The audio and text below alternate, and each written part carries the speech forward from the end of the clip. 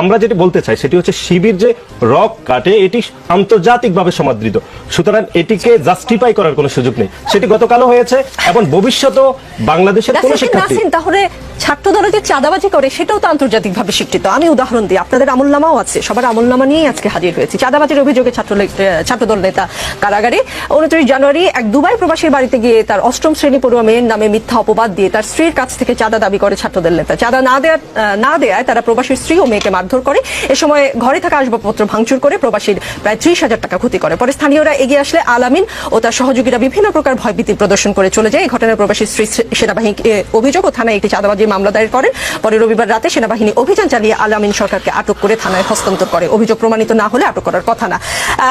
10 জানুয়ারির খবর, ওসি পরিচয়ে চাঁদাবাজির অভিযোগে ছাত্রদল নেতাকে মারধরের পর পুলিশে সোপর্দ। পুলিশের ভয় দেখে চাঁদা আদায়ের অভিযোগ রাবি ছাত্রদল নেতার বিরুদ্ধে। এটা 12 ডিসেম্বরের খবর। রড ও